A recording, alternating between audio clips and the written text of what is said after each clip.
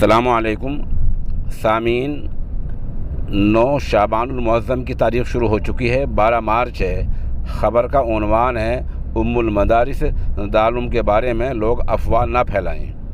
دراصل ہوا یہ ہے کہ آج دن میں لگ بھگ 1 بجے دیوبند کے بازار سے ATS نے 3 لوگوں کو پکڑا ہے۔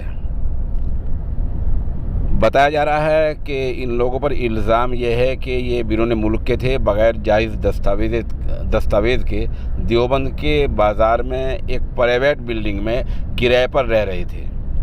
یہ خبر سچ ہے اور یہ خبر میڈیا میں پھیل رہی ہے، لیکن میڈیا کی غلط فہمی یہ ہوئی ہے کہ میڈیا کے ایک طبقے نے کہا کہ دارالعلوم چوک کے پاس ایسا ہوا ہے، کسی نے بتایا کہ دارالعلوم دیوبند کے پاس ایسا ہوا ہے، کسی نے بتا دیا مدنی روڈ کے پاس ایسا ہوا ہے۔ یہ سارے الفاظ ایسے ہیں جن سے یہ غلط فہمی پیدا ہو گئی کہ خدا نخواستہ دارالعلوم دیوبند کے طلباء کی گرفتاری ہوئی ہے۔ ایسا کچھ نہیں ہوا ہے۔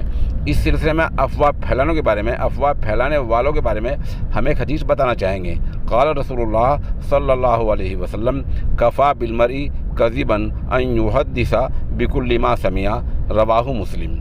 یہ مسلم شریف کی روایت ہے، جس کا اردو ترجمہ یہ ہے کہ آدمی کے جھوٹا ہونے کی علامت یہی ہے کہ وہ بغیر ثبوت اور تحقیق کے سنی سنائی بات کو آگے کو چلتا کر دے۔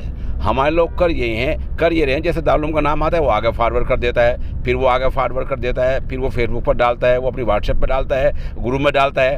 اس طرح کئی گھنٹے سے افواہ پھیل رہی ہے۔ ایسا کچھ نہیں ہوا ہے۔ ان کی گرفتاری سے، ان کو حراست میں لیے جانے سے دارالعلوم دیوبند کا نہ کوئی لینا ہے نہ کوئی دینا ہے، اور نہ اس بارے میں پولیس نے دارالعلوم دیوبند کا کوئی نام اب تک لیا ہے۔